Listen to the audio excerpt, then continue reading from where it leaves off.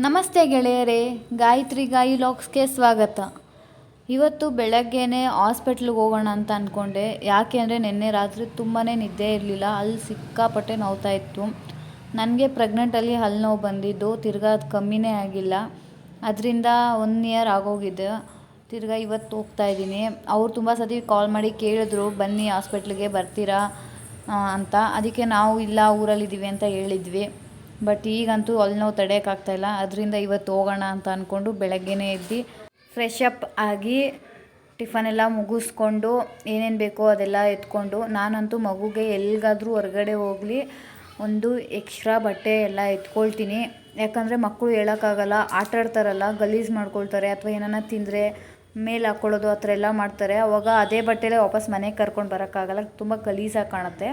ಅದರಿಂದ ಒಂದು ಬ್ಯಾಗ್ ಒಳಗಡೆ ಹಾಕ್ಕೊಂಡು ಬಿಡ್ತೀನಿ ಎಕ್ಸ್ಟ್ರಾ ಅಂತ. ಮತ್ತು ವಾಟ್ರ್ ಕ್ಯಾನು ಮತ್ತು ತಿನ್ನೋದಕ್ಕೆ ಒಂಚೂರು ಏನಾನ ಬಿಸ್ಕೆಟು ಆ ಥರದ್ದು ಏನಾನ ಎತ್ಕೊಳ್ತೀನಿ.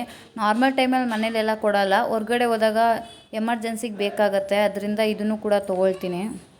ಆಮೇಲೆ ನನ್ನ ಹತ್ರ ಹಾಸ್ಪಿಟ್ಲದ್ದು ಓಲ್ಡ್ ಡಾಕ್ಯುಮೆಂಟ್ಸ್ ಏನೇನಿತ್ತೋ ಅದೆಲ್ಲ ತೊಗೊಂಡೆ.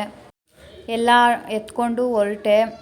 ಹೋದರೆ ಬಸ್ ಸ್ಟಾಪ್ಗಳಲ್ಲಿ 3 ಬಸ್ ಚೇಂಜ್ ಮಾಡಬೇಕಿತ್ತು. 3 ಬಸ್ ಕಡೆಯೂ ಕೂಡ ಬಸ್ಗಳೇ ಬರಲಿಲ್ಲ. ನಿಂತು ಸಾಕಾಯಿತು. ಸೆಕೆ ಬೇರೆ, ಪಾಪ ಮಗುಗೂ ತುಂಬ ನಿದ್ದೆ ಬಂದುಬಿಟ್ಟಿತ್ತು. ಸ್ನಾನ ಮಾಡಿದ್ಲೂ, ಅದಕ್ಕೆ ತುಂಬ ನಿದ್ದೆ ಬರ್ತಾಯಿತ್ತು ಅವಳಿಗೆ. ಆದರೆ ನಿದ್ದೆ ಮಾಡೋಕ್ಕಾಗ್ತಾಯಿರಲಿಲ್ಲ. ಟ್ರಾಫಿಕ್ ತುಂಬ ಇತ್ತಲ್ಲ, ಬಸ್ ನಿಂತೇ ಇತ್ತು. ಬಿಸಿಲು ಮೇಲೆ ಬೀಳ್ತಾಯಿತ್ತು ಮತ್ತು ಸೆಕೆಗೆ ಅವಳಿಗೆ ಮಲ್ಕೊಳ್ಳೋಕ್ಕೆ ಆಗಲಿಲ್ಲ. ಹಂಗೆ ಹೆಂಗೋ ಟ್ರೈ ಮಾಡಿಕೊಂಡು ಹೋದೆ. 3 ಬಸ್ಸಲ್ಲೂ ಕೂಡ ಹಿಂಗೆ ಆಯಿತು. ಟ್ರಾಫಿಕ್ಕು, ಸೆಕೆ, ಗಾಳಿನೇ ಬರ್ತಾ ಇರಲಿಲ್ಲ. ಹಾಸ್ಪಿಟ್ಲಿಗೆ ಹೋಗೋ ಅಷ್ಟೊತ್ತಿಗೆ 12:30 ಆಗೋಯಿತು. ಊಟದ ಟೈಮ್ ಆಗೋಯಿತು. ಅದಕ್ಕೆ ಎಲ್ಲ ಊಟಕ್ಕೆ ಹೋಗಿದ್ರು, ಜನಗಳು ಇದ್ದರು. ನಾನು ಕೇಳಿದ್ದಕ್ಕೆ ಊಟ ಮುಗಿಸ್ಕೊಂಡು ಬರ್ತೀವಿ ಅಂತ ಹೇಳಿದ್ರು. ಅಲ್ಲೇ ವೆಯ್ಟ್ ಮಾಡ್ತಾಯಿದ್ವಿ. 1:30 ಊಟ ಮುಗಿಸ್ಕೊಂಡು ಬಂದರು. ಆವಾಗ ಒಳಗಡೆ ಹೋದೆ.